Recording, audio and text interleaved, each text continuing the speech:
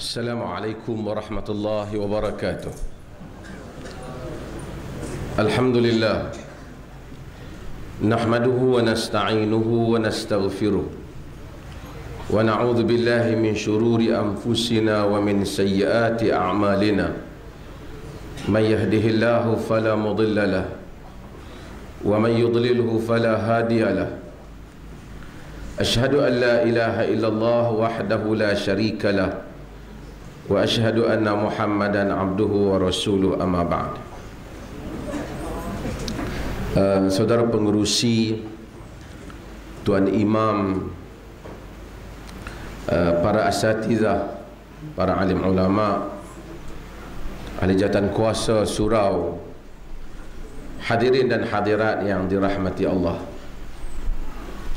Pertama-tamanya saya mohon kemaafan kerana telah bagi kecoh disebabkan saya ubah tarikh daripada 25 lepas kepada 3 hari bulan hari ini, dan saya meminta maaf lah.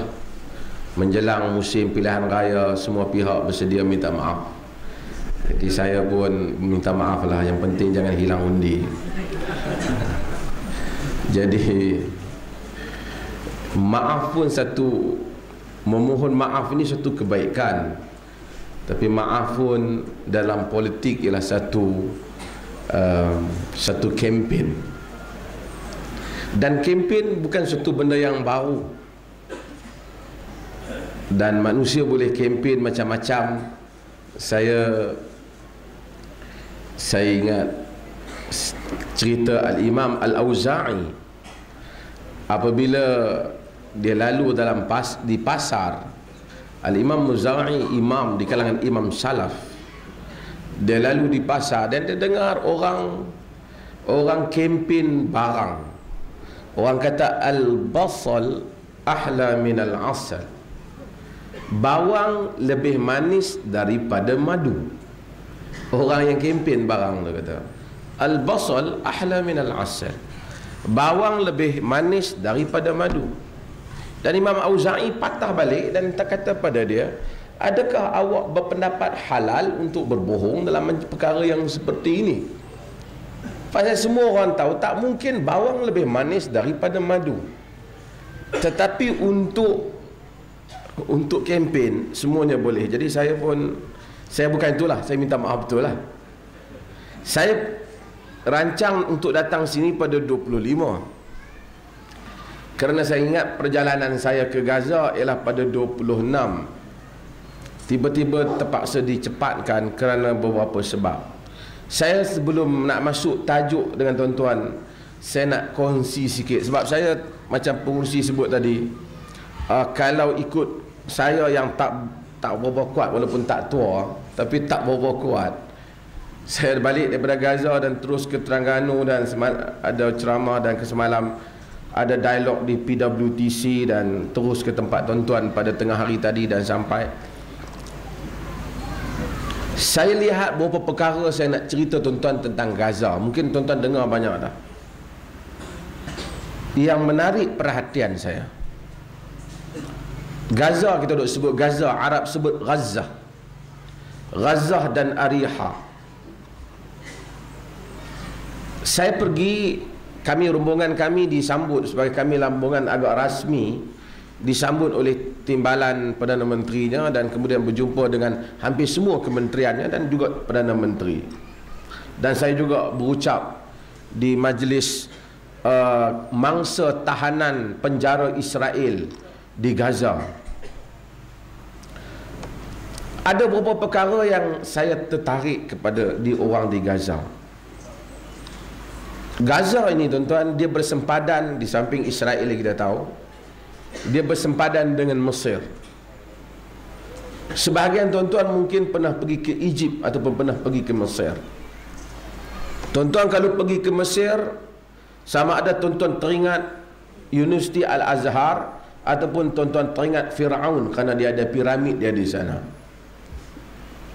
Saya pernah tulis artikel tentang antara Beijing dan Kahirah. Walaupun bila sebut Mesir, dahulu orang Melayu fikir Arab dan segalanya mungkin mereka itu representing Islam ataupun mereka itu mewakili Islam. Kita tahu mereka orang Islam. Tapi tuan-tuan pergi ke Mesir, tuan-tuan tahu Mesir adalah antara negeri yang kotor. Walaupun di Kahirah itu ada Universiti Al-Azhar, tapi bandarnya kotor. Kereta je tuan-tuan tak boleh ada ikut peraturan. Lampu merah, lampu hijau, lampu dia berjalan sama. Dan tuan-tuan kalau pergi ke airport Mesir, dia tengok orang luar, dia akan minta tips. Kalau tidak, dia kata aja tips. Kalau tidak, barang tuan-tuan tak boleh jalan. Setiap kali saya pergi, memang saya kena. Saya nak keluar baru ni barang, dia kata tak boleh, barang ni berat, dia kata kena masuk dalam. Barang ni kena buka. Kita diam, lepas tu dia buat isyarat tangan, kita buat keluar berapa genih bagi kat dia, sila jalan. Senang ya. Ini rasuah terang-terangan. Bukan rasuah sebenarnya, kita tak salah pun. Tapi dia akan buat masalah kita. Itu tabiat orang Mesir. Revolusi ataupun dia sebut saurah di Mesir, yang tuan-tuan tengok huru-hara negeri dia, diharapkan dapat mengubah mentaliti orang Mesir. Kotor, negeri dia bukan terlalu miskin sepatutnya.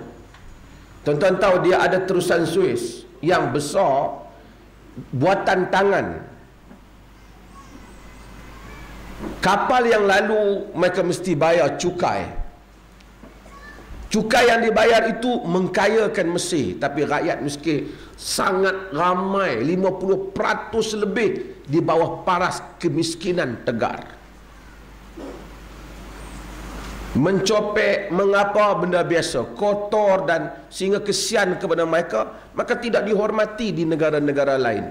Kalau orang Mesir pergi ke negeri-negeri teluk, negeri-negeri teluk, negeri teluk ni Gulf, negeri-negeri teluk seperti Saudi, Qatar ni negeri orang duit banyak, negeri minyak, mereka dianggap sebagai bangsa yang miskin dan dianggap, ialah macam persepsi kita lah. Kita pun ada perangai tu. Tengok kepada Bangla dan tengok kepada orang Indon, kita rasa rendah. Walaupun sepatutnya not supposed to be like that, tapi kita macam tu. Kita dah jadi benda yang macam tu. Benda yang tak berapa elok tapi berlaku.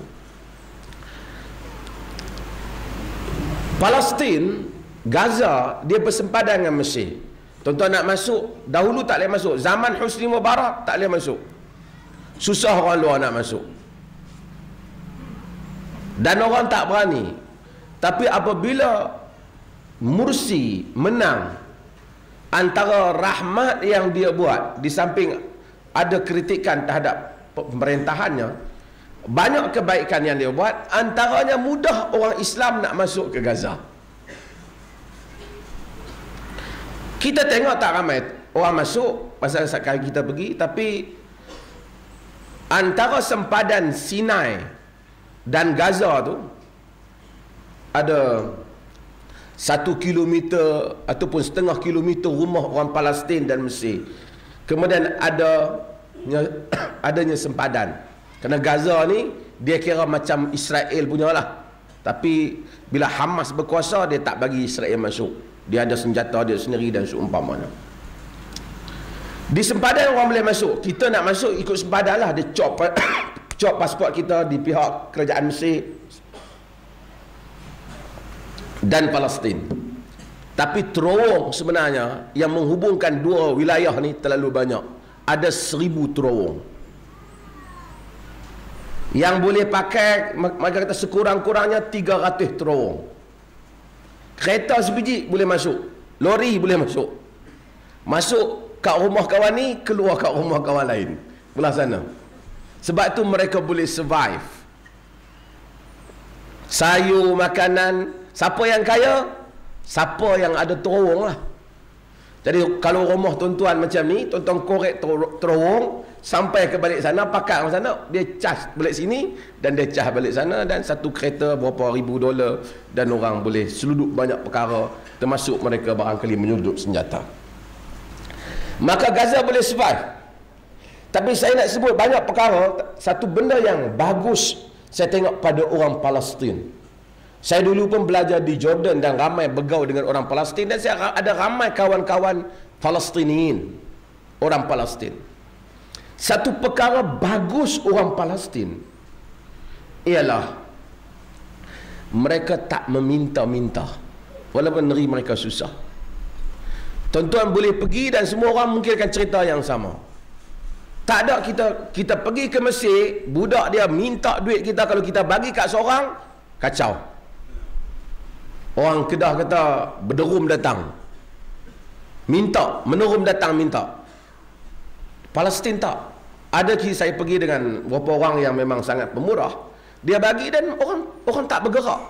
Bila bagi dia ambil. Mereka ada pride, mereka ada dignity, mereka ada maruah. Dan ini sesuatu yang baik. Barangkali kerana mereka lama berperang dengan Israel, mereka berperang untuk maruah mereka. Dan tuan-tuan tahu unit ataupun Brigade Al-Qassam.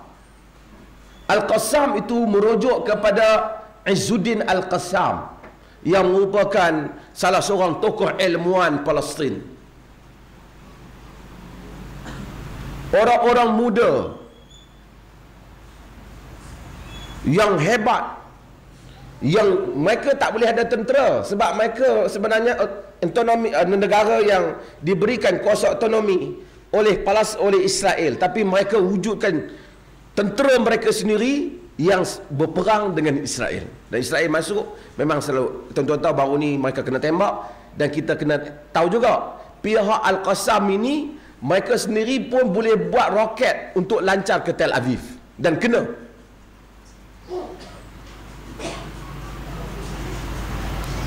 Hebat. Negara mereka Gaza ni separuh Perlis saja, tapi penduduk mereka 2 juta padat. Perlis 300,000 ya. 2 juta duduk dalam kawasan tu. Itulah mereka nak makan, sehingga Israel bom kat mana pun memang kena. Mereka ada hospital mereka, ada universiti mereka. Mereka belajar sendiri dan mereka mampu buat bom untuk bom Israel. Negara Arab tak tolong. Di sudut ketenteraan, kita semua tahu negara orang Islam tak tolong. Mereka survive sendiri. Mungkin kita bagi duit kat mereka, tapi soal peperangan mereka bagi. Dan kita berjumpa dengan beberapa orang, tuan-tuan tahu, saya ramai rombongan jumpa. Saya nak cerita sedikit lah tentang ni, dan kemudian kita akan masuk tajuk dengan takut manusia. Saya jumpa ni orang muda, saya jumpa unit Al-Qassam ni, Brigade Al-Qassam ni. Saya tengok, saya tanya macam mana orang dia, kita bagi duit tak, dia tak nak. Dia tolong kita, kita bagi. Saya tengok dia disiplin. Dia kata orang yang nak masuk unit nak perang dengan Israel di bawah Hamas ni, Qassam ni, dia kena paling kurang dia hafal 1 juzuk Quran. Kita tak tahu jumlah mereka. Israel kata 20,000, tapi mereka tak mau bagi tahulah jumlah mereka. Semayang subuh, kalau seminggu tak berjemaah di masjid, dia ambil tindakan. Kalau merokok, dipecat terus lah. Jadi yang merokok-merokok tu memang tak boleh jadilah unit Qassam tu, tak sampai melawat Gaza. Melawat justru dia berhenti. Yang penting hebat, mereka survive dan mereka hidup. Dan cara kebetulan pada malam kami pergi tu, mereka berjaga kawasan. Dia kata tentera sendiri, bukan tentera mereka, pasukan gerila ni jaga Gaza. Salah seorang yang jaga tu ialah anak Perdana Menteri sendiri, berdiri bersama pemuda lain, berjaga malam, memegang senjata, menjaga. Pasal dia, kawasan yang dijaga tu terbuka pada laut, yang biasanya Israel serang daripada kawasan tu, dan kami juga duduk dalam kawasan tu. Perdana Menteri sendiri rumahnya bersama dengan rumah pelarian. Oh, tu Perdana Menteri yang kelas. Jadi mungkin bila Perdana Menteri lain pergi ke sana tu, dia nak tiru yang tu lah.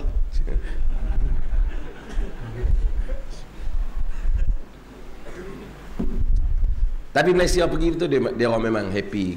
Malaysia pergi, dia orang memang seronok. Tak apa, saya nak cerita sikit tentang Palestin. Dan saya cerita, tuan-tuan, malulah orang Islam di masjid ni, bukan masjid Malaysia je lah.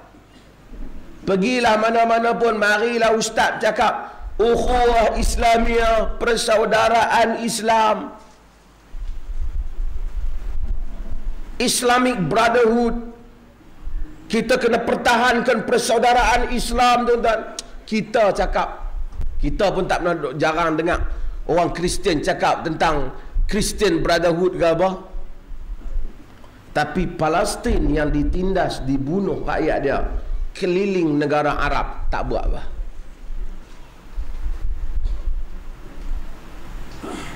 Tuan-tuan, nak cerita tentang kehebatan Islam kepada orang Barat dan orang bukan Islam. Saya jumpa satu orang, saya tak mau sebut lah, tapi saya jumpa seorang budak Melayu. Dia teringin nak masuk Kristian. Mak dia bawa jumpa saya. Saya tanya dia pasal apa nak masuk Kristian. Mula-mula dia tak mau cakap, dan saya ada cara tertentu untuk menyebabkan dia bercakap. Dia budak perempuan. Dia kata, saya tengok orang Islam ni teruk, berperang sama-sama sendiri, bermusuhan, bom orang lain, tak tolong orang Islam sendiri. Tak rasa macam itu agama yang benar. Saya tengok orang Kristian sayang sama-sama mereka. Jadi saya mula baca tentang mereka. Dan saya kata kepada dia bahawasanya, apa yang awak tengok ni di sini je. Dalam sejarah Christianity, sejarah Kristian, orang Kristian sendiri membakar orang mereka sangat banyak. Saya spend lebih kurang hampir 1 tahun di Oxford. Oxford itu pusat ilmu, dan masih ada lagi, mereka masih banyak lagi kesan-kesan sejarah di mana pergaduhan antara mazhab, bunuh-membunuh, bakar-membakar antara satu sama lain, sesama Kristian. Tapi hari ini mereka stabil diri mereka, dan orang mula pandang mereka macam hebat, dan Islam pula yang terbalik, dan orang Islam pula kelihatan macam lekeh dalam hal ini. Dan Gaza adalah tanggungjawab kita, dan Allah Ta'ala akan tanya kita. Bukan saja Gaza, tuan-tuan, banyak negara orang Islam yang lain yang kita makan. Saya selalu kata, makan kacang depan TV, senyum, sambil boleh makan nasi dengan tersenyum, melihat dalam TV orang lain menyembelih saudara-saudara se-Islam kita, dan kita rasa macam tak ada apa-apa, macam kita tak bersalah di sisi Tuhan. Quran kata, wa malakum la tuqatiluna fi sabilillah wal mustad'afina minar rijali wan nisa'i wal wildan yaquluna rabbana akhrijna min hadhihi alqaryati zalimu ahluha waj'al lana min ladunka waliya waj'al lana min ladunka nasira. Mengapa kamu tidak berperang pada jalan Allah, sedangkan orang-orang yang ditindas di kalangan lelaki, perempuan, kanak-kanak, mereka itu menyatakan minan nisa'i wal rijal, minan rijali wan nisa'i wal wildan, kan lelaki, perempuan, kanak-kanak menyatakan, wahai Tuhan kami, keluarkanlah kami daripada negeri yang penduduknya berlaku zalim kepada kami. Jadikanlah bagi kami dari sisimu penolong, dan jadikanlah untuk kami dari sisimu pelindung. Kita tak buat. Dalam fiqh, ulama-ulama tafsir, bila tafsir ayat ini kata, apabila ada wilayah Islam yang ditawan ataupun diserang, mereka wajib mempertahankan diri. Kalau tak boleh, semua orang kena keluar, pertahan diri. Dalam peperangan biasa, kalau kata orang Islam nak menyelamatkan wilayah Islam yang lain, yang mana tentera Islam perlu 500-600 orang, kita rasa nak pergi juga. Dari segi fiqh, dari segi fiqahnya, kita perlu pergi minta izin kat mak kita. mak ayah kita. Kalau diizin baru kita pergi. Dia kata jangan pergilah, mak pun dah tua dah. Kalau kau mati siapa nak jaga mak? Kita jaga mak kita. Yang free pergi, boleh syahid. Tapi apabila wilayah kita diserang, tak ada. Dan tak dapat diselamatkan melainkan semua orang kena berperang, tak perlu minta izin, semua kena pergi perang. Kata para fuqaha, kalau tak boleh, tak mampu, ni orang negeri lain kena mari tolong dia. Mesir kena tolong, Jordan kena tolong mereka. Tapi orang Islam macam tu lah, siapa pun tak tolong. Kena satu negeri orang tak tolong, kena satu negeri orang tak tolong, masing-masing dibuli. Padahal Israel berapa juta je. Israel memanglah Amerika di belakangnya, tetapi Israel berapa juta je. Inilah baculnya orang Islam dan apa yang berlaku pada nasib kita orang Islam. Mudah-mudahan Allah Ta'ala selamatkan kita. Jangan pula nanti berlaku di Indonesia kita biar, berlaku di Malaysia, Indonesia biar, kita akan menimpa nasib yang sama. Dan kita pun kalau tak biar apa, macam separuh biar apa yang berlaku di Thailand. Orang kita tolong, tapi kita hanya sekadar membantah, masih lagi berfikir, dan bantahan kita tidak begitu keras, dan orang kita dibunuh dan seumpamanya. Hadirin dan hadirat yang dirahmati Allah, saya balik kepada tajuk kita pada hari ini tentang Maulidin Nabi SAW. Para sarjana, para ilmuwan Islam, mereka berbeza pendapat bilakah lahirnya Nabi SAW. Ada kata 9, ada kata 12, ada kata 17 Ramadan. Mereka berbeza pendapat. Walaupun yang masyhur di kalangan orang Islam ialah 12 Rabiul Awal. Ada yang kata 9 dan ada yang pendapat yang lain. Tak apa, dan mereka ada pandangan yang berbeza pula tentang sambutan Maulidin Nabi. Tapi apapun, orang Islam tak pernah ada khilaf pendapat, dan manusia tak khilaf pendapat bahawasanya lahirnya Nabi Muhammad sallallahu alaihi wasallam. Dan kelahiran itu ialah satu kelahiran yang bersejarah. Pasal apa kita kata macam tu? Sebab di dalam Kristian, di Barat, bukan dalam Kristian, di Barat, ramai juga sarjana Barat yang meragui kewujudan Jesus, kewujudan Nabi Isa tu. Mereka ragui, betulkah Isa ni pernah ada? Mereka ragu. Tapi orang Islam, dia beza tarikh macam mana pun, dia tak ragu, memang ada lah. Nabi kita itu lahir, dan kita tak ragu dengan kewujudan Nabi-Nabi. Dia yang disebut namanya oleh Allah dalam Al-Quran, dan yang disebut oleh Nabi SAW dalam hadis-hadis yang sahih. Nabi kita lahir. Walaupun kenapa berlaku khilaf tentang bilakah dia lahir, kerana para sahabat radhiyallahu anhum ajma'in secara umumnya mereka tak buat apa-apa sambutan tentang kelahiran Nabi. Sebab itu kita akan tahu tentang bagaimana Sayyidina Umar bin Khattab apabila berbincang bilakah nak menentukan tarikh tahun hijrah, kita panggil tahun hijrah lah, tarikh tahun Islam. Ada cadangan kata tahun kelahiran Nabi.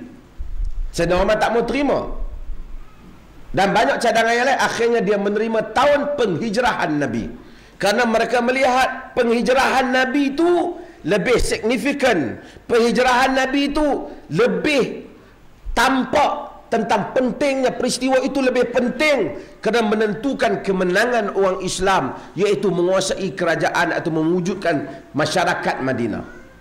Ini tidak berarti mereka memandang lekeh tentang kelahiran Nabi. Kelahiran Nabi penting.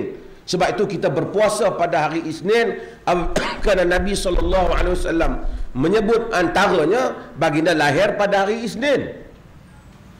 Tentang baginda lahir pada hari Isnin disebut dalam hadis Muslim. Apabila Nabi lahir, kita semua bangga dengan kelahiran Nabi. Orang Islam ada macam-macam cara nak meraihkan kelahiran Nabi. Yang penting kita tak boleh buat semayang khas lah, semayang maulid ke apa, kita tak boleh buat. Tapi kita datang musim kelahiran Nabi ni, kita bercerita tentang sejarah Nabi, perjuangan Nabi, bagaimana Nabi telah berjuang, dan itu dapat membangkitkan, mudah-mudahan dapat membangkitkan semula semangat orang Islam. Tuan-tuan, kita orang ajam. Tuan-tuan tahu orang ajam? Arab dia panggil kepada yang bukan Arab tu ajam. Ajam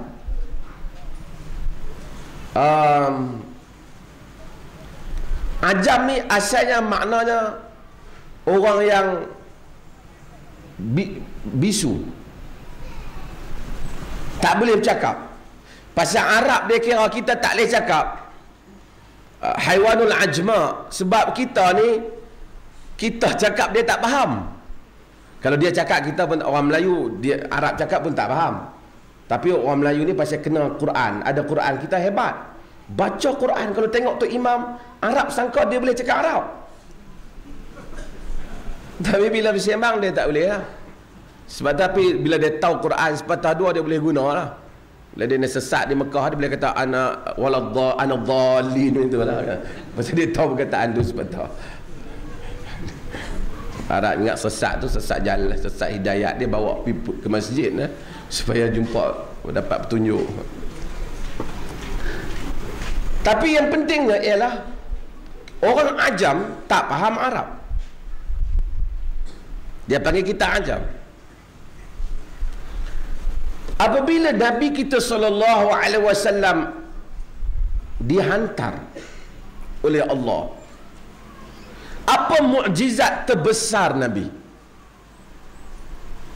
Orang setengah ingat mukjizat terbesar Nabi, Nabi lahir, api terpadam di sana, yang ni dan seumpamanya. Sebenarnya sebahagian cerita-cerita itu tidaklah berasaskan riwayat yang kukuh sangat. Setengah kata pada hari Nabi lahir, Asyah datang, wanita-wanita juga tidak ada riwayat daripada Nabi. Sebahagian penulis sebut itu bukan mukjizat yang terbesar Nabi. Mukjizat yang terbesar Nabi, Nabi kita lahir sebagai insan. Dia tak lahir macam Nabi Isa. Nabi Isa lahir memang mukjizat, sebab dia lahir tak ada bapa. Tapi Nabi kita, Allah Ta'ala bagi proses dia sama. Apa proses dia? Qul innama ana basharun mislukum yuha ilayya annama ilahukum ilahun wahid. Katakanlah aku manusia macam dengan kamu, cuma diwahyukan kepadaku. Nabi bukan malaikat. So kita tak boleh ada satu expectation bahawa Nabi ni akan lahir tak makan, tak. Allah tak mau. Allah tak buat yang tu. Allah akan jadikan Nabi ini Nabi yang bashar. Sebab tu Nabi yang bashar ni memulihkan kita tiru dia. Ana basharun mislukum. Katakanlah aku ini manusia seperti kamu. Kalau orang cuba nak gambarkan Nabi itu macam Superman ke apa, dia salah. Quran, sebab tu antara benda penting ciri beriman dengan Nabi itu, beriman tentang basyariyatul Rasul, tentang kemanusiaan Nabi. Dia makan, kalau Nabi tak makan, kita tak ada sunnah makan. Dia minum, dia tidur, dia menggauli isteri. Saya selalu sebut dia menggauli isteri. Jadi kawan kita tanya dia nak kahwin macam mana, ada sunnah Nabi menggauli isteri. Syiah marah ke Aisyah radhiyallahu anha sebab Aisyah ni cerita semua. Dia kata Aisyah ni buat malu . Dia kata tidak malu kerana Nabi itu sunnah. Jadi Aisyah cerita macam mana Nabi gauli mereka. Kadang-kadang dia cerita juga kekuatan Nabi gauli mereka. Ya, tu pun Arab juga.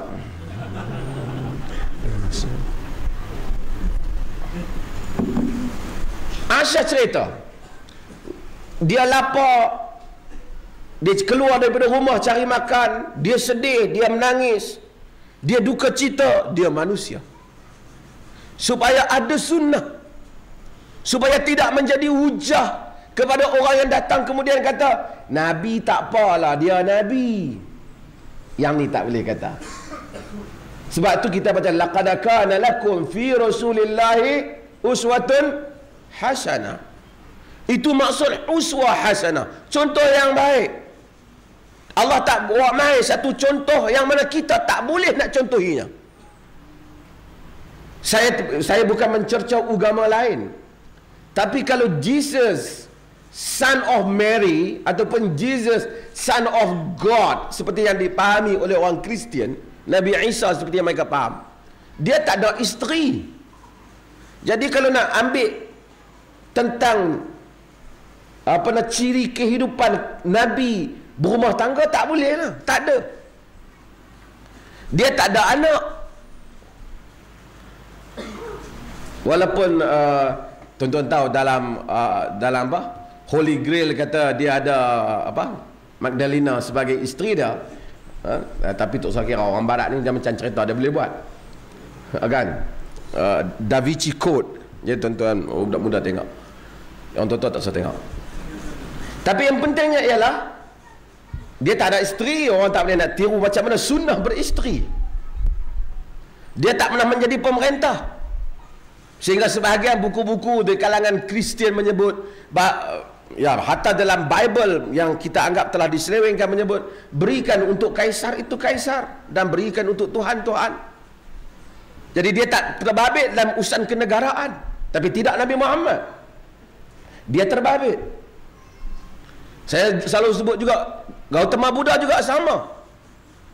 Dengan kita menghormati hak orang beragama, saya bukan menghinanya, tetapi secara pembandingan, dia keluar daripada tinggalkan keluarga dia, dia mencari untuk pensucian diri, dia keluar bersama anak murid dia. Dari sudut kekeluargaan dia tak bagus, kerana dia tinggalkan family untuk mensucikan diri. Dia nak purify jiwa dia, ruh dia. Dia tinggalkan keluarga, dia keluar bersama dengan kawan-kawan pergi cari nirwana. Nabi kita tak benar, kan? Tapi saya selalu sebut,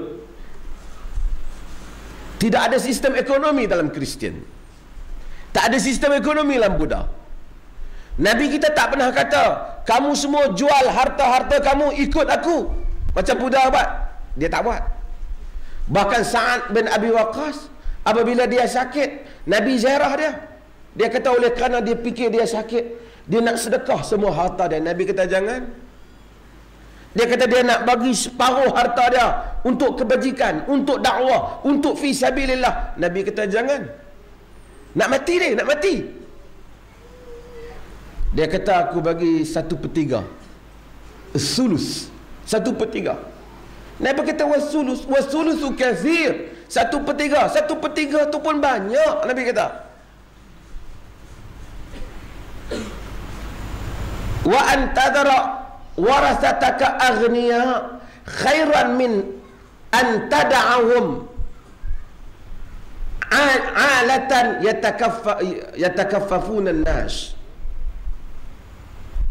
Engkau meninggalkan keluargamu dalam keadaan kaya, kata Nabi, lebih baik daripada kau tinggalkan mereka dalam keadaan miskin, duk minta, tadah tapak tangan minta ke orang. Nabi kata jangan. Nabi tak kata yalah dah nak mati dah, apa lagi rata benda dunia, bagi semualah. Islam tak macam tu. Sebab itu dia agama yang praktikal, agama yang berurusan dengan kemanusiaan. Manusia boleh hidup dengan sistem Islam sepatutnya. Dia tak suruh kita semua buang, dia tak suruh semua orang main duduk masjid. Sayyidina Umar tengok orang duduk masjid tak kerja, duduk minta doa, buat apa? Minta doa supaya ada serimat. Sayyidina Umar pukul dia. Tapi tuan-tuan jangan, Tok Imam jangan pukul lah Sayyidina Umar, tak apa. Kalau pukul jadi isu pula, kan? Sayyidina Umar pukul dia. Dan Sayyidina Umar kata, keluar. Inna sama la tumtur bil zahab. Keluar, langit tidak menuruni hujan, tidak menghujani dengan emas, tidak berhujankan emas, tak turun hujan emas. Pergi kerja. Islam tak kata siapa tawakal minta ke Allah Ta'ala, insya-Allah buka, angkat-angkat bawah bantai ada gaji. Tak. Islam tak kata. Ana basyarun mislukum, aku sama macam kamu, kata Nabi. Bezanya aku diwahyukan. Aku diwahyukan, kamu tak dapat wahyu. Aku dapat wahyu. Kamu tak dapat wahyu. Jadi kamu kena ikut aku sebab aku dapat wahyu. Aku rasul. Wahyu, jadi mukjizat yang terbesar Nabi ialah Quran. Quran bahasa yang paling hebat sekali. Tuan-tuan, Allah kata dalam Quran, wa in kuntum fi raibin mimma nazzalna ala abdina fa'tu bi suratin min mislih wad'u syuhada'akum min dunillah in kuntum sadiqin fa in lam taf'alu wa lan taf'alu fattaqun nar allati waquduha an-nas wal hijarah uiddat lil kafirin. Jika kamu ragu tak ada apa yang kami turunkan kepada hamba kami Muhammad, maka datangkanlah satu surah yang seperti Quran. Tuan-tuan, satu surah seperti Quran. Apa surah paling pendek dalam Quran?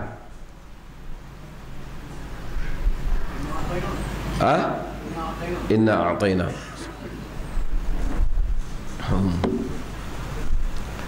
Okey, inna a'tayna. Surah Al-Kautsar paling pendek. Jangan setengah orang dia ingat pendek panjang tu berdasarkan pada nama. Nama dia ingat nama macam orang untuk cerita kan. Surah Baqarah mesti besar lembu, surah Fil mesti lagi besar pasal dia gajah kan. Dah. Surah Fil Alam Tarakai dia lebih kecil. Dia bukan ikut. Inna a'tainakal kautsar. Berapa ayat? 3 ayat. Quran challenge orang kafir pada zaman itu, jika kamu ragu apa yang kami turunkan kepada hamba kami Muhammad, datangkan satu surah seperti Quran.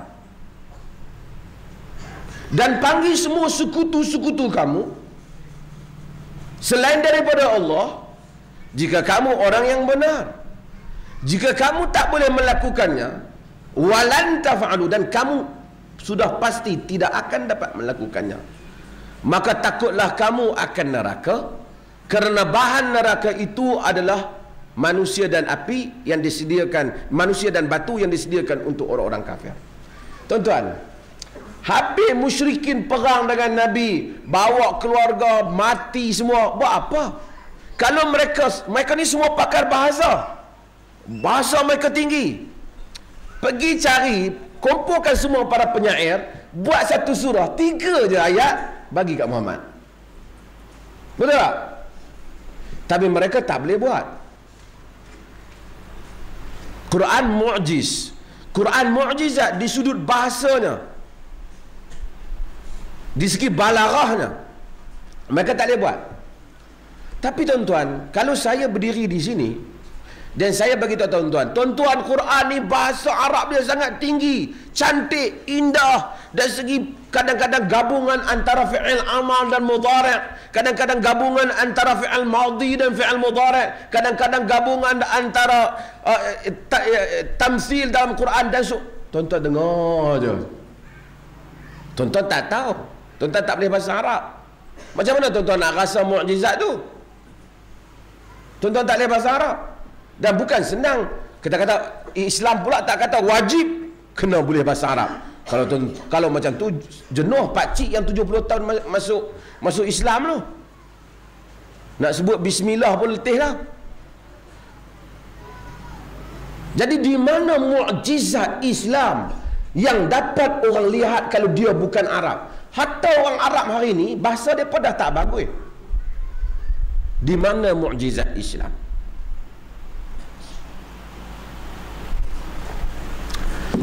Hadirin dan hadirat sekalian, mukjizat Islam untuk orang yang bukan Arab seperti kita, yang mungkin tak dapat faham bahasa Arab, ialah dengan melihat kepada keindahan kesan Al-Quran terhadap kehidupan orang, keindahan akhlak, budi pekerti orang yang menganut ajaran Quran. Sebab itu Islam pergi ke China, orang China masuk Islam. Islam pergi ke India, orang India masuk Islam. Islam pergi ke Spain, orang Spain masuk Islam. Walaupun belum faham bahasa Arab, tak tahu lagi nak cerita mukjizat Quran, tapi tengok kepada teladan perangai orang Islam, mereka kata ni agama yang betul. Tuan-tuan, kalau orang Cina yang bukan Islam tengok perangai orang Islam hari ni, dia kata Quran betul salah. Agak-agak lah. Dia kata, dia nak baca tak boleh, nak sebut Allah lagi tak boleh. Sebab tu bila dia menyanyi lagu neri-neri yang ada Allah, sampai ke Allah diam. Kalau tidak, kena tangkap dia.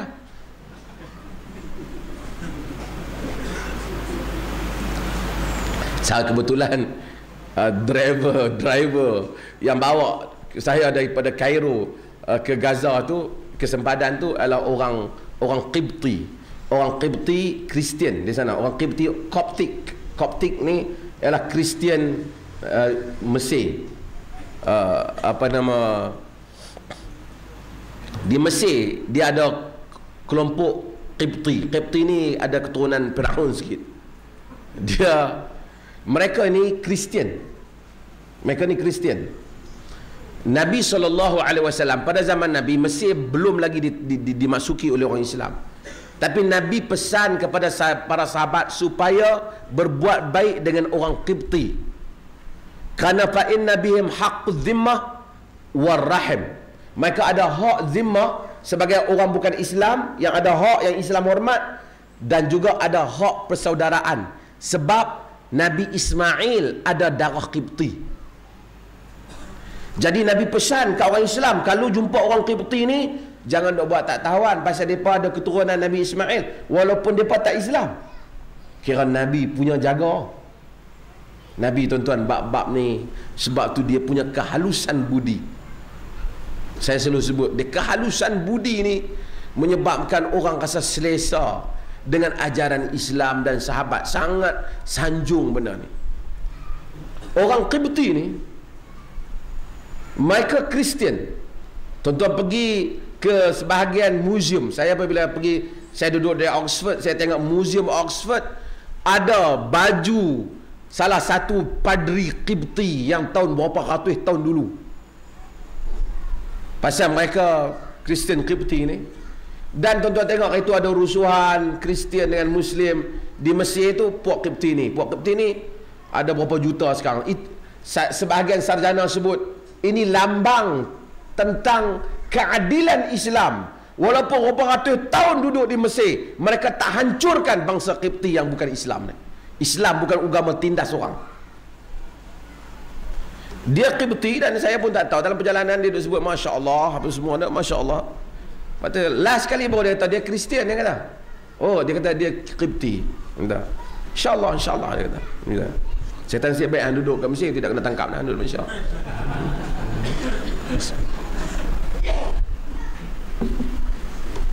Saya bukanlah suruh mereka guna nama Allah, saya tak suruh.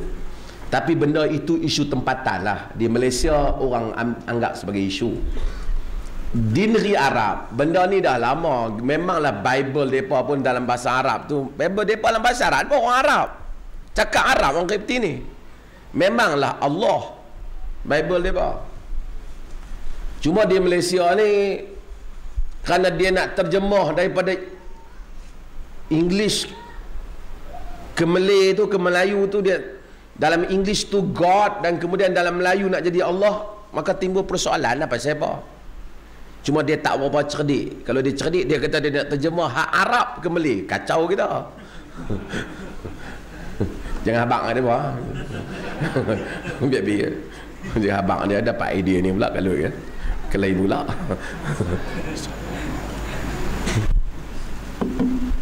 Dia orang mat.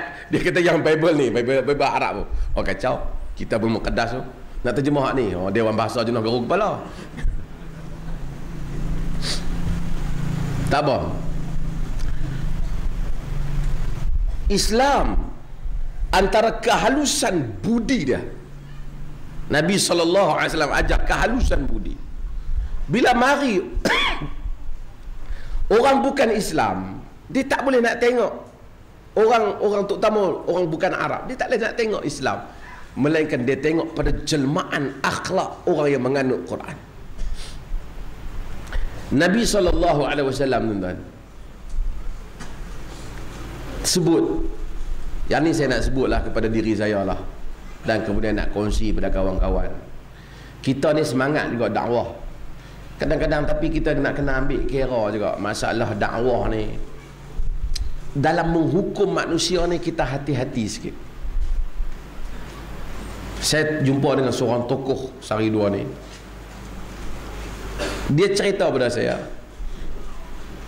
apabila dia nak buat, mereka nak buat satu undang-undang Islam, nak terapkan Islam dalam sebuah negeri, antara yang sokong mereka ialah seorang perempuan pakar undang-undang yang tak pakai tudung. Tapi hati dia tu hati Islam. Jadi dia kata, jadi kita pun, saya itu jadi memberikan ingatan pada saya, dia kata, bahawasanya kita janganlah tengok pada satu benda kesilapan saja. Tak apalah dia tak pakai tudung tu, tak betul lah. Tapi jangan kata ni tak pakai tudung ni mesti tak suka kat Nabi Muhammad ni. Jangan. Kadang-kadang dia ada kelemahan. Hak pakai tudung pun ada kelemahan dia juga. Kalau dia pakai tudung, yang lain semua baik, dia the best lah. Kadang-kadang dia pakai tudung bagus, tapi mulut dia, ya Allah, tak bagus. Orang sampai nak takut tengok ke dia, Allah kita bla bla bla. Mulut tak bagus. Oh, tak boleh lah kita kata kerana hang pakai tudung lah mulut hang tak bagus. Tak boleh kata macam tu.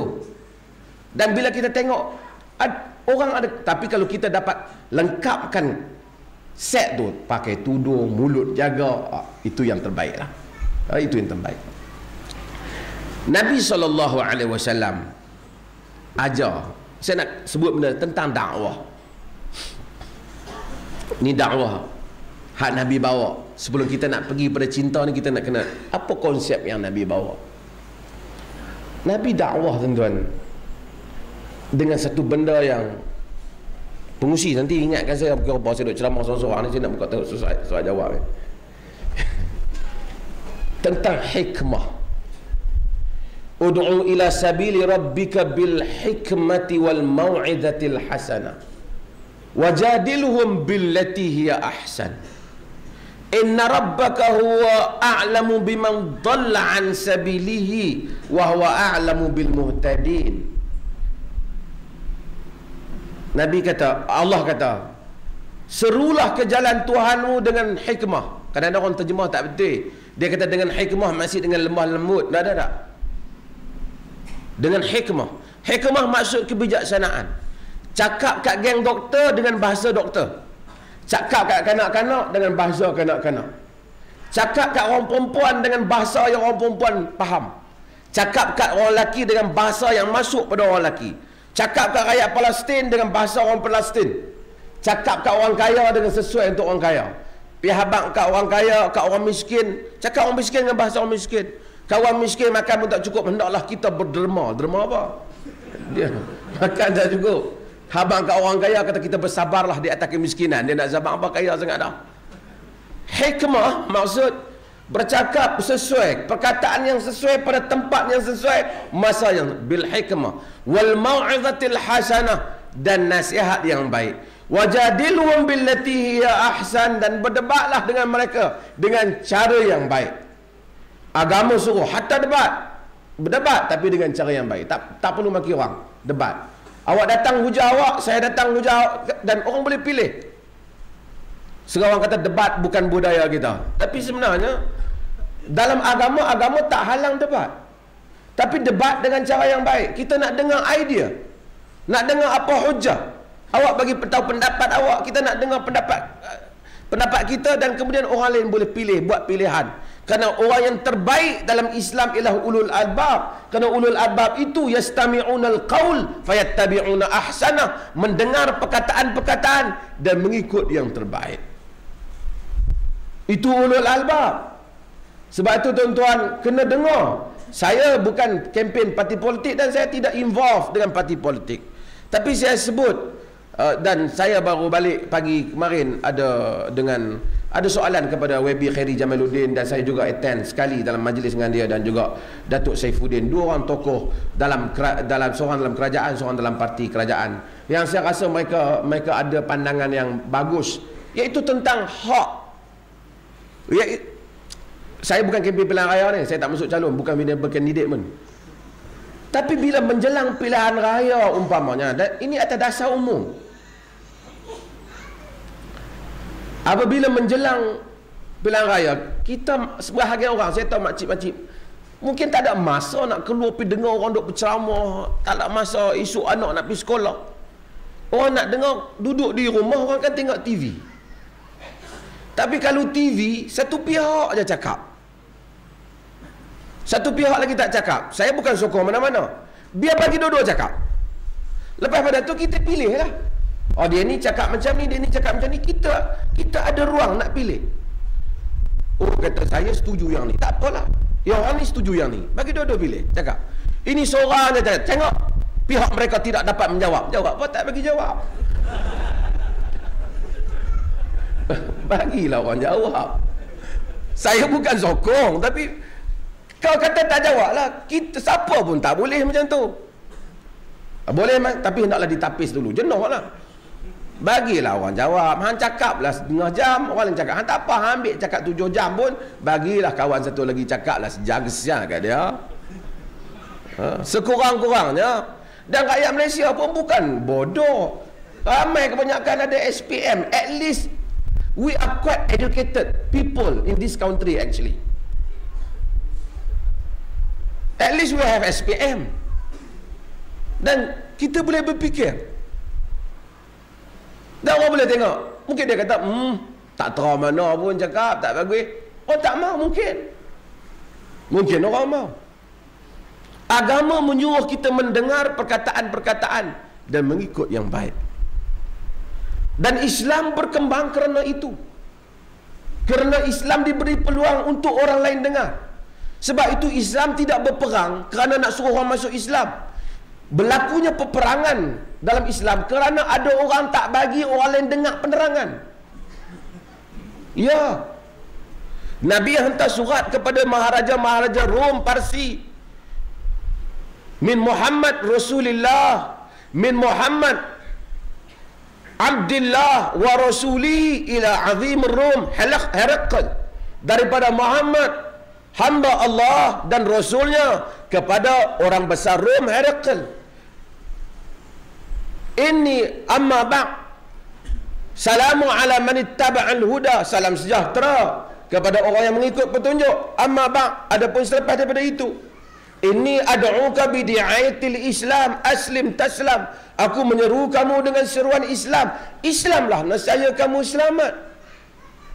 Yu'tikallahu ajra marratain, Allah Ta'ala bagi 2 pahala kalau kau Islam. Kau tak payah letak jawatan, aku tak mau ambil jawatan kau Islam je.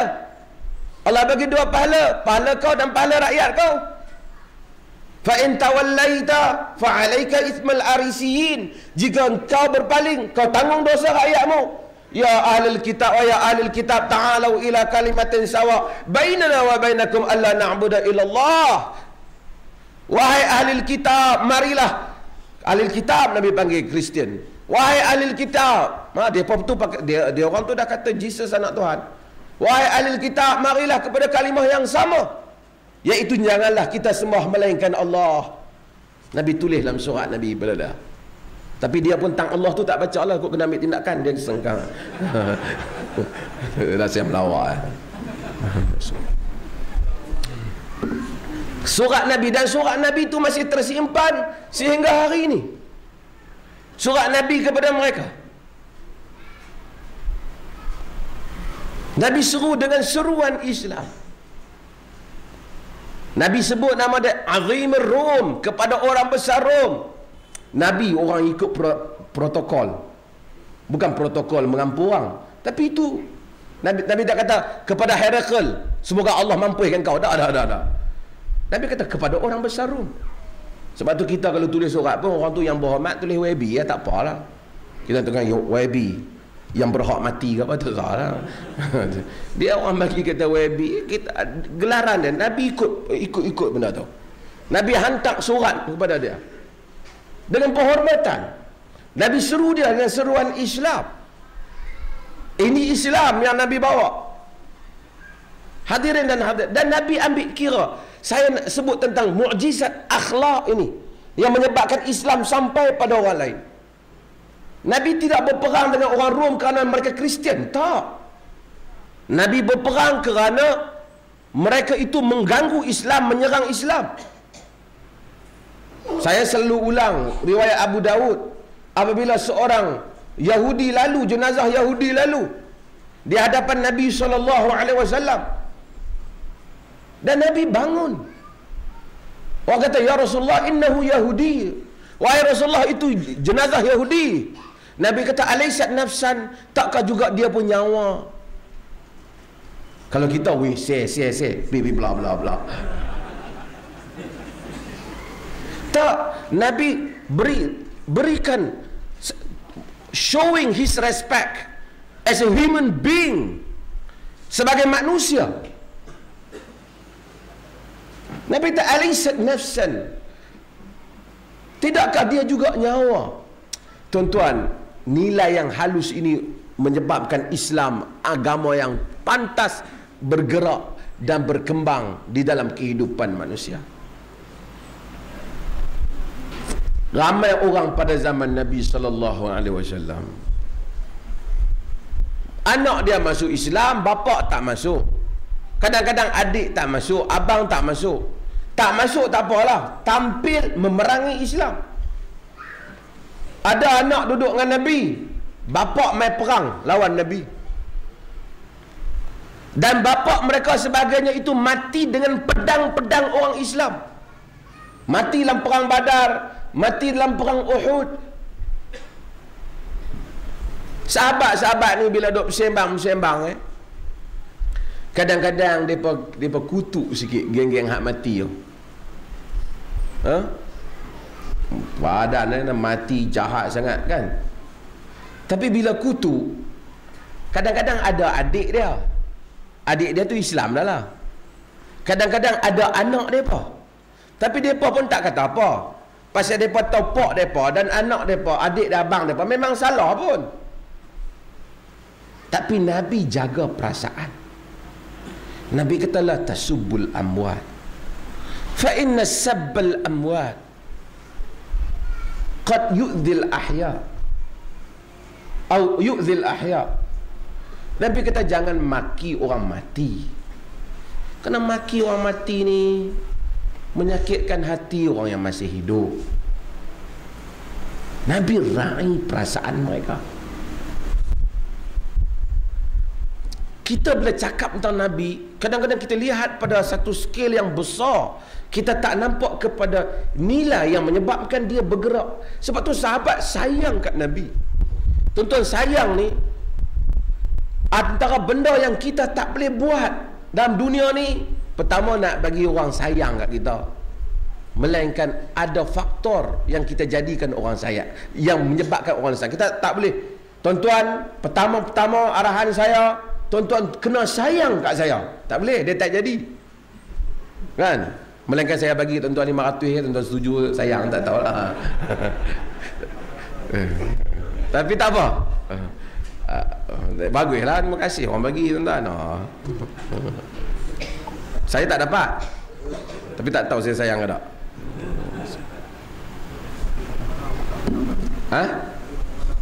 Bagi banyak orang tak sayang.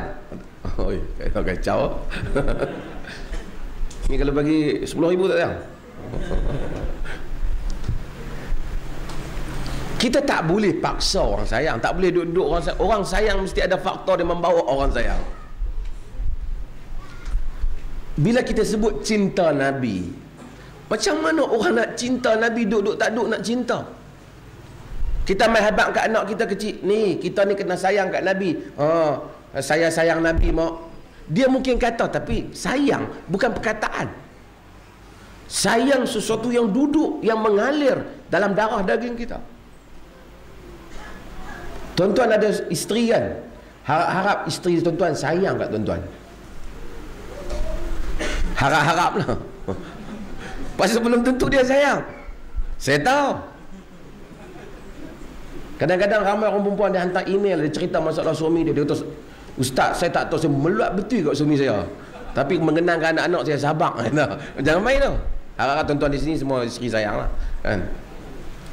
Pasal barangkali kita buat benda bagi dia meluat. Tapi apabila orang boleh sayang Nabi,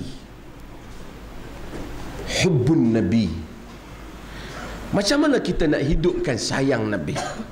Saya selalu sebut ulang banyak kali contoh yang sama. Fungsi, don't worry so much because I bahkan tinggal lagi 4 minit. Saya akan bagi sesi soal jawab. Okey. Saya sebut contoh yang selalu saya ulang. Kerana Abu Bakar adalah contoh yang besar dalam sayang. Pasal hubungan kita dengan Nabi, dia bukan hubungan sayang ya, tapi dia hubungan ikut. Dan ni saya selalu ingatkan diri saya dan tuan-tuan juga. Nabi dengan kita ni ada dua benda. Al-hubb wal ittiba'. Sayang dan ikut. Ada orang sayang, dia tak ikut. Seperti Abu Talib, dia sayang kat Nabi tapi dia tak ikut. Dia tak selamat. Ada orang ikut, dia tak sayang. Sebagai orang munafik, dia pun ikut, dia pun tak sayang, dia pun juga tak selamat. Abu Bakar adalah orang yang lambang kepada sayang. Saya sebut beberapa kali, antara contoh yang hebat Abu Bakar Siddiq ialah apabila dia cuba pergi kempen Islam dekat dengan Kaabah. Nabi asalnya tak berikan. Abu Bakar dia rasa dia ajak 2-3 orang Islam lagi, dia pergi masuk dalam masjid, dia masa di peringkat Mekah, dia kata, dia sebut la asyhadu an la ilaha illallah wa asyhadu anna Muhammadar Rasulullah, dan kemudian dia kempen Islam. Tuan-tuan, orang ramai mari pukul dia, pukul sahabat lain dan pukul Abu Bakar yang paling teruk. Dan Utbah bin Rabi'ah dia pukul Abu Bakar, pecah muka, pitam Abu Bakar Siddiq radhiyallahu anhu. Bani Tayyim ialah bani suku Abu Bakar Siddiq. Ni dia orang Arab ni, dia lain sikit. Kita mungkin kadang-kadang tak faham, melainkan kita kena hidup di Indonesia mungkin lebih faham. Kita ni semua Melayu, dan Melayu kita ni tak kira ada, semua kira Melayu lah, Melayu perlembagaan. Kita tak ada Melayu, kita tengok macam mamak pun kita Melayu lah, kita okey je kan, tak ada masalah. Kadang-kadang ada Banjar, kita tak ada kot geng-geng Banjar, tak ada. Kita semua okey, tentu kita bagi, kita asabiah ni kurang. Arab dia ada tribes, dia ada kabilah. Dia Arab tu Arab lah, Quraisy semua, tapi Quraisy tu ada kabilah-kabilah dia lagi. Dia ada clan dia. Apa nak sebut? Dia ada pok dia kecil-kecil tu. Arab ni, Abu Bakar ni dia Tayyim. Walaupun kabilah dia tak menganut Islam, tapi bila dia tengok Abu Bakar kena pukul, dia pun semua tolong dah. Dia pun tolong dah. Dia pun selamatkan dia, dia pun bawa lari dah. Dan dia pun kata kalau dia mati, dia pun akan bunuh Utbah. Dia pun tak menganut Islam. Sebab tu tuan-tuan kena faham kenapa Abu Talib dia tak menganut Islam, dia pertahan Nabi. Bukan kerana dia pak menakannya. Betul dia pak menakan, tapi kerana sistem kabilah Arab tu. Saya selalu buat contoh ni setiap ceramah. Tuan-tuan kalau nak try, bukan try lah, tuan-tuan kalau pergi negeri Arab, tuan-tuan terlanggak lah mana-mana saja orang Arab dah, Badui mana atas jalan raya lintas ke, tuan-tuan tak selesai dengan dia, kena selesai dengan kabilah dia. Lebih baik dia kata kita pergi sembunyi dalam penjara lu pun bagus. Dia tak selesai, dia berkabilah. Dia tahu semua ni, keturunan dia sampai ujung tu, dia tahu. Dia pun hidup, dia pun ada darah kabilah. Kita tak tahu bin apa, bin Abang Ahmad, Pak Ahmad. Tok Wan siapa? Tok Wan saya ni apa nama Hashim. Tok Nik siapa? Tok Nik ni kot apa nama, zaman dulu bagi nama kan, Ali ke apa, Tok Chai apa, Tok Chai tak tahu kat tu kan. Kita tak penting, kita tak tahu. Kata macam mana nampak macam hidung tinggi sikit, orang lain semua hidung rendah. Tak tahu dia tak main belah mak ke main belah pak dia pun tak tahu. Belah tok tu kita tak ambil kisah. Dia ambil kisah. Tuan-tuan nak tahu antara yang ambil kisah apa? Kuda. Tuan-tuan ada yang main kuda? Kuda, tuan-tuan, kuda. Kalau tuan-tuan ada kuda, alah kuda kampung ni tak maulah. Kuda yang mahal lo, bila dia lahir, dia kena ada sertifikat dia, surat beranak dia, yang bagi tahu dia keturunan kuda mana. Sebab tu dia akan potong bulu kuda tu, akan hantar kepada satu komiti international lah, dia orang ni yang akan bagi tahu dari segi keturunan dan keturunan mana. Sebab tu dia kata keturunan kuda ni mahal. Ada yang kata keturunan kuda Nabi lah apa. Tapi yang penting kan memang dia tahu dia punya jalur lineage dia tahu daripada mana keturunan dia tu. Kita tak tahu. Jadi Melayu kan kuda macam kuda hebat sikit. Bab tu lah. Baik sekali orang kata kacau Melayu lah. Kuda lebih dijaga keturunan dia. Orang Melayu mungkin tak tahu. Dia tahu dekat berapa keturunan dia. Itu pun kadang-kadang kita tak ingat dah. Lah pak menakan saya ke dia. Baru dia tahu. Ni lah pak menakan hang. Kita tak ambil berat. Tapi Arab dia ada berat, ambil berat dia. Kalau Abu Bakar mati, kita bunuh, kita perang. Abu Bakar bukan dia buka mata dia. Kabilah dia semua tolong protect dia dari jaga dia. Soalan dia yang pertama dia tanya, apa khabar? Kaima fa'ala Muhammad? Muhammad buat apa? Soalan dia yang pertama. Kabilah dia kata, amboi Abu Bakar ni, kita lindung dia buka mata bukan nak tanya kita, dia duk tanya pasal Muhammad. Dia pun belah, dia pun tinggal lah. Dia balik main rumah, mak dia nak bagi makan kat dia, dia tanya, apa yang Muhammad sedang buat? Mak dia kata, aku tak ada tahu tentang kawan hang. Laisa li ilmin bi sahibi. Aku tak tahu cerita kawan hang. Dia buat apa mana aku nak tahu. Dia kata pada mak dia, pergilah jumpa Ummul Jamil, Fatimah bintil Khattab, adik Sayyidina Umar, yang tuan-tuan dengar cerita yang dipukul dia tu. Ni di peringkat Mekah ni, di peringkat Islam ditindas. Pergi jumpa dia. Tanya dia, Muhammad buat apa? Apa khabar Rasulullah? Dia ni pecah teruk dah muka ni. Dia tanya Rasulullah, saya nak cerita pasal sayang.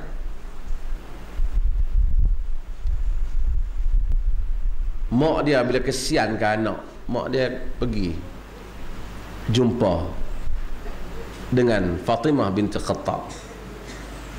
Mak dia tanya, apa yang Muhammad sedang buat? Anak aku Abu Bakar tanya. Fatimah binti Khattab, dia tak jawab. Dia kata, aku tak kenal siapa anak kau Abu Bakar, aku tak kenal siapa Muhammad. Dia takut yang ni mata-mata gelap. Dia takut special brand Quraisy. Special brand Quraisy ya, special brand dalam majlis ni baik-baik. Dia takut special brand Quraisy. Dia kata, anakku suka, aku tak kenal. Tuan-tuan, dia punya jaga apa? Kerahsiaan itu. Kalau kau mau, dia kata, dia kenal kan. Kalau kau mau, kau bawa aku pergi jumpa anak kau. Aku nak tengok apa soalan dia tanya. Mak dia bawa pergi jumpa Abu Bakar. Bila jumpa dengan Abu Bakar, Abu Bakar tanya Fatimah, apa keadaan Rasulullah?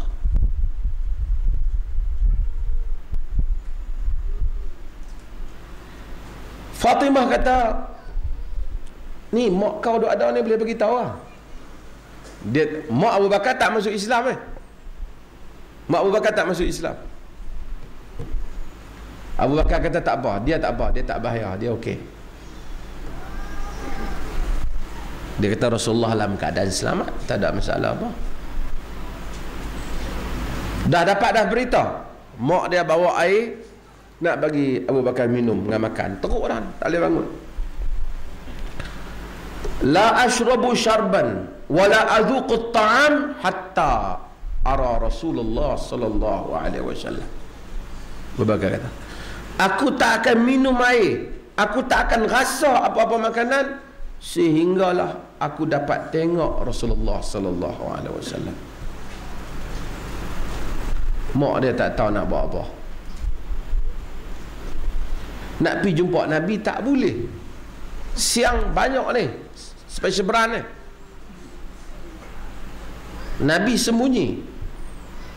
Terpaksa bagi program di rumah Al-Arqam bin Abi Arqam tertutup.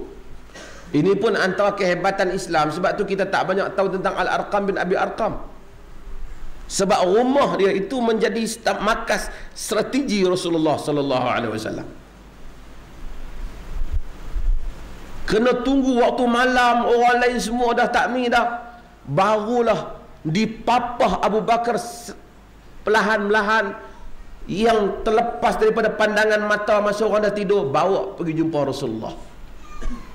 Lepas tengok Rasulullah sihat, Rasulullah tak sertai sebenarnya. Depa yang pergi ambil inisiatif, pergi sebut kempen Islam di masjid tadi ni. Barulah Abu Bakar mau makan. Dia kena, aku tak akan tenang sehingga aku melihat Rasulullah. Tuan-tuan, nilai sayang yang macam ni, ini bukan boleh dibuat-buat.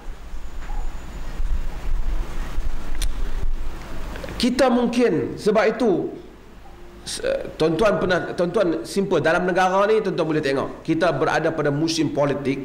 Kalau Allah takdirkan apa-apa, Allah Ta'ala alam. Tapi tuan-tuan dah tengok sebelum ni, orang politik masa hari dia duduk di atas, kita tengok orang punya Said puji dia, ya Allah, benda silap pun jadi betul. Benda hak dia buat tak cerdik, orang kata inilah sebijak-bijak pemimpin, orang kata. Tapi bila dia turun, dia kata dia punca bodoh ni, dia orang kata. Saya tahu tuan-tuan, saya berkawan ramai. Tak, saya nak kata sincerity, keikhlasan nak cari orang puji ni ada dalam kuasa. Kalau kita ada kuasa, semua orang kata bagus. Kita ada kuasa, kita buat benda huduh pun, orang lain bagi punya banyak sumbangan, kita pergi bagi sikit, buat cek besar, kata inilah pejuang yang sebenar. Memang hebat kalau kita ada kuasa. Kalau kita tak ada, orang kata orang lain buat dah, bukan hang seorang ya. Tapi Nabi Muhammad dipuji semasa dia tak ada kuasa, semasa dia ditindas. Sayang tu datang masa dia ditindas. Abu Bakar yang sayang macam ni kerana melihat perjuangan dia. Abu Bakar ini pada akhir-akhir hayat dia, saya sebut dua contoh cerita ni, dan saya, supaya siapa yang tengok YouTube saya tengok saya mengulang cerita yang sama. Apabila pada hari setelah dibuka kota Mekah, Nabi menang lah. Ni cerita yang ni cerita Nabi duduk di Mekah. Kemudian Nabi dia halau, terpaksa berhijrah. Selepas berhijrah patah balik, menang dan masuk Mekah, tawan balik Mekah. Abu Bakar yang sama, bila hari bapa Abu Bakar datang dan hulurkan tangannya untuk masuk Islam, Abu Quhafah, Abu Bakar ni semua keluarga dia masuk Islam. Mak dia tu masuk Islam, anak-anak dia masuk Islam. Muhammad bin Abu Bakar, Abdul Rahman bin Abu Bakar, Aisyah jadi isteri Nabi. Last kali pak dia masuk Islam, Abu Quhafah masuk Islam. Orang lain tak, tuan-tuan. Umar bin Khattab, Al-Khattab tak masuk, Affan tak masuk. Cuma Nabi tak suruh lah Umar bin Abdullah, Nabi tak suruh ubah nama pak dia lah, tapi tak masuk, pak dia tak masuk. Abu Bakar masuk semua. pada hari last pak dia masuk dan pak dia hulurkan tangan kepada Nabi SAW. Abu Bakar menangis. Ni pada hari menang, tu pada hari sedih. Abu Bakar tanya, Nabi tanya, wa ma yubkika ya Abu Bakrin? Apa yang menyebabkan engkau menangis wahai Abu Bakar?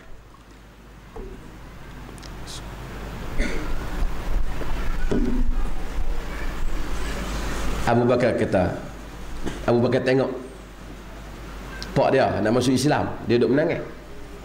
Mungkin kita ingat dia menangis seronok kan, keluarga semua masuk Islam. Abu Bakar kata, li an takunu yadu ammika makanan yadihi yubayi'uka 'ala al-islam yuqirrullahu 'ainayka ahabba ilayya min an yakun. Jikalah tangan bapa saudaramu Abu Talib, pasal Abu Talib ni dia mati tak masuk Islam, dia mati dah masa Nabi duduk di Mekah lagi. Nabi sedih Abu Talib mati tak masuk Islam, pasal Abu Talib ni tolong Nabi banyak. Bila Abu Bakar tengok bapa dia nak masuk Islam, Abu Bakar bukan seronok tengok bapa dia, Abu Bakar teringat keseronokan yang aku ada ni Nabi tak ada. Pasal Nabi bapa dia, yang orang yang jaga dia, Abu Talib. Abu Talib tak masuk Islam. Kata Abu Bakar, jika tangan Abu Talib berada di tempat bapakku sekarang, lalu dia berbai'ah kepadamu untuk menganut Islam, sehingga Allah menjadikan engkau gembira, lebih aku suka daripada bapakku sendiri menganut Islam wahai Rasulullah.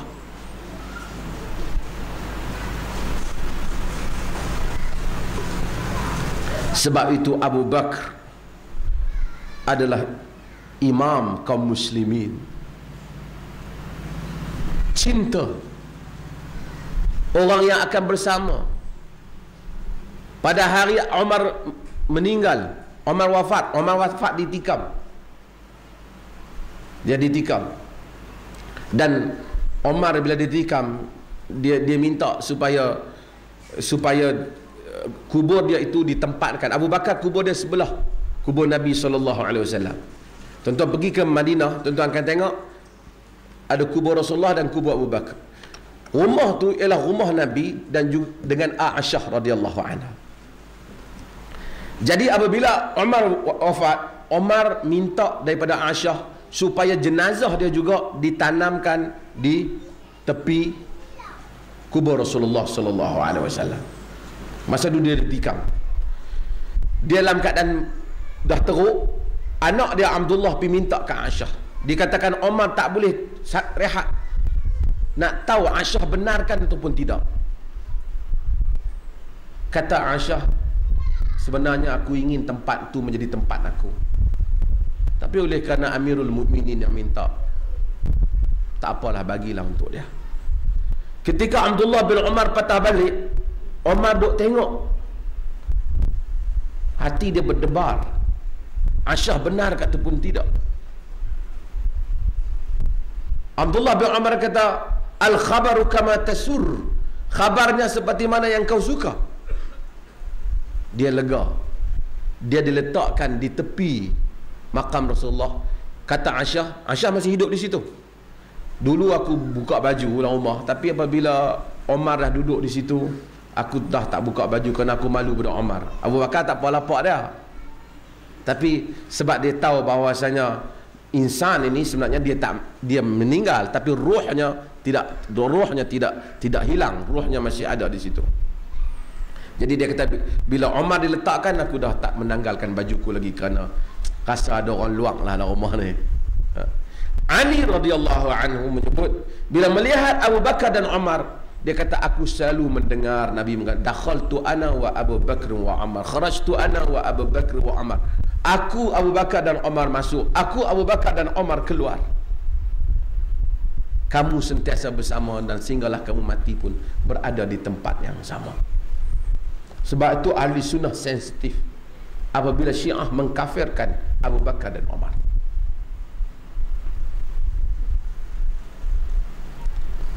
Abu Bakar dan Umar itu lebih berharga pada Sunni lebih daripada segala-galanya. Kita paling-paling pun nak jadi macam hak Badui tanya Nabi masa Nabi duduk ceramah. Ya Rasulullah, mata sa'ah. Teratur ya. Wahai Rasulullah, kiamat bila? Nabi cakap, dia duk tanya. Nabi kata, maza a'datta laha. Kau bersiap apa nak kiamat? Dia kata, ma'adatu syai'an ghaira anni uhibbullah wa rasulah. Aku tak bersiap apa melainkan aku sayangkan Allah dan Rasulnya. Kata Nabi, anta ma'aman tuhib. Engkau bersama dengan orang yang kau sayang. Kata Anas, tak pernah ada hari yang orang gembira lebih daripada mendengar Nabi menyatakan anta ma'aman tuhib atau anta ma'aman ahbabta. Engkau bersama dengan siapa yang kau sayang. Anta ma'aman ahbabta.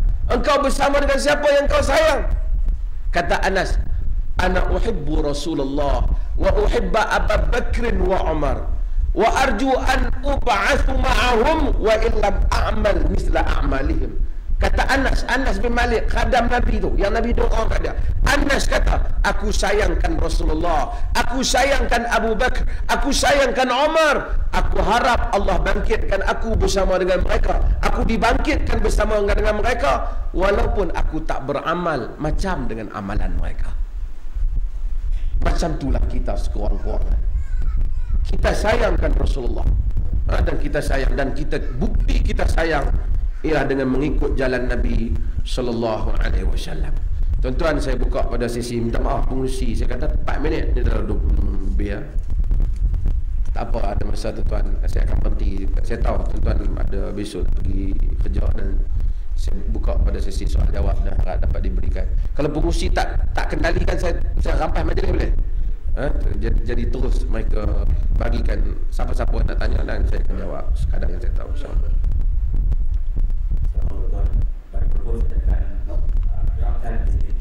Okay. Ada soalan?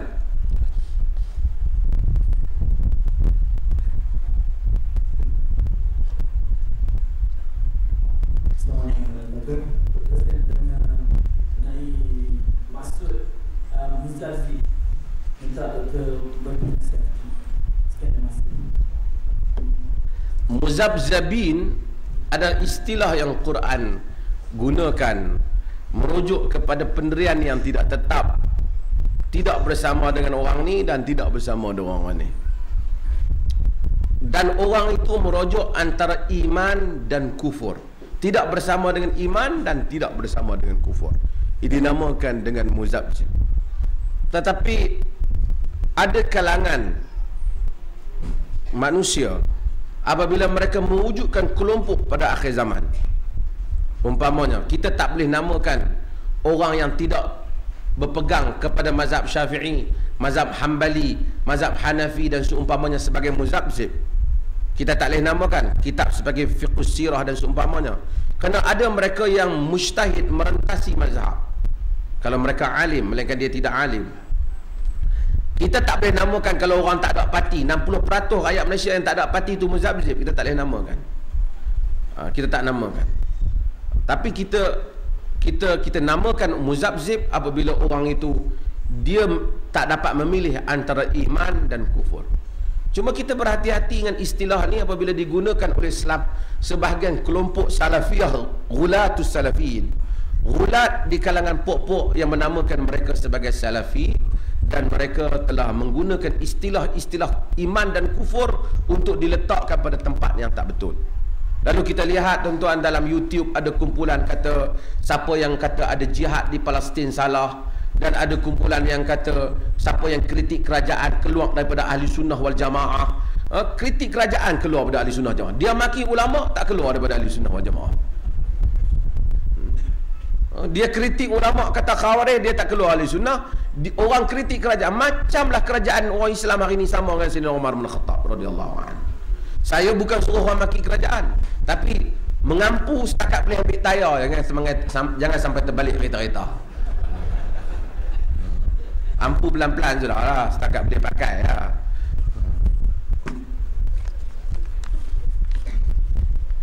Ada soalan?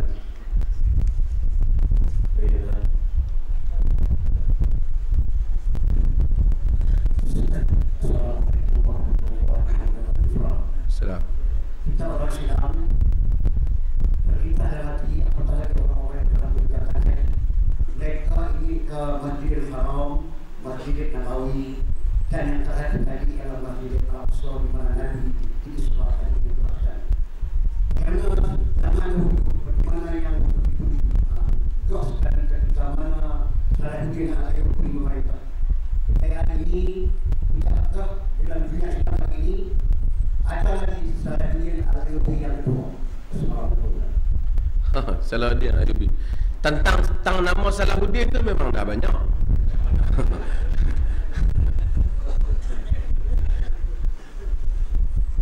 Perkataan pertama kita kena tahu bahawa Salahuddin dia bukan orang Arab, dia orang Kurdi. Sebab kadang-kadang orang selalu andaikan Salahuddin tu orang Arab, dia Kurdi. Kurdi hari ni tuan-tuan tengok Kurdistan mereka buat di Iraq. Cuma Kurdi ni saya kenal, saya pun ada kawan-kawan Kurdi. Saya tak tahu apa jadi pada Kurdi hari ni. Kurdi ni pada hari ni bukan saya cakap pasal Salahuddin, saya cakap keturunan dia Kurdi. Kurdi pada hari ni ialah kaum yang pada saja antara kaum yang fanatik. Kaum orang Kurdi ni tak tahu kerana mereka kena tindas lama dengan Saddam Hussein ke apa, saya pun tak tahu. Sangat pentingkan Kurdi tu. Kalau ada kawan dia Kurdi yang nampak tak menunjuk ciri Kurdi, berkelahi. Dan apabila Amerika masuk ke Iraq, Kurdi menyokong Amerika kerana nak membentuk negara Kurdi. Dan berperang di Turki juga kerana puak Kurdi, perang sama orang Islam. Kerana cita-cita mereka untuk mewujudkan negara Kurdi. Saya tak kata pada orang Aceh, tapi saya kata Aceh pun ada sedikit fanatik di kalangan bangsa Indonesia. Sorry to say. Kadang-kadang sampai kami Aceh, macam Aceh tu jadi satu macam lebih kuat daripada agama pula. Saya harap orang Melayu tak ada lah, tak boleh kata kami Kedah macam tu, kami Kelantan. Jangan macam tu. Tak apalah, orang Kelantan cakap Islam, dia datang, dia tidak menghapuskan budaya. Itu benda yang kita kena tahu. Tapi dia hapuskan fanatik ini. Islam tak suruh orang Melayu buang jangan pakai sampin kalau sampai. Tak. Orang Cina nak pakai congsam, pakai ya. Itu adalah kebaikan Islam, kerana Islam adalah agama yang diturunkan oleh Allah. Dia bukan diturunkan oleh orang Arab. Allah itu yang menciptakan syu'uban wa qabail, yang menciptakan bangsa-bangsa dan puak-puak lita'arafu, supaya kamu kenal mengenali, bukan supaya kamu Melayu pergi jadi Arab. Saya tidak setuju tu. Siapa nak pakai jubah, silakan, saya pun pakai jubah. Tapi kalau orang tak mau pakai jubah, bukan itu syak. Hang ni nampak macam tak apa boleh masuk syurga pasal jubah tak pakai. Tak termasuk. Jubah pakaian Arab, siapa nak pakai. Nabi lahir dalam pakaian bangsa itu, dia panggil jibiliyah di segi sunnah. Nabi tak mungkinlah Nabi lahir di kalangan orang Arab, tiba-tiba pergi kenakan baju Melayu ke kot ke. Lagilah Abu Jahal terkejut. Kan dia kata dah bawa agama orang lain. Hang pakaian pun pelik. Tak ada. Nabi pakai pakaian kaum dia. Sebab tu dalam agama dia larang satu benda yang dinamakan Nabi SAW an libasi syuhrah. Nabi larang daripada libas syuhrah, libas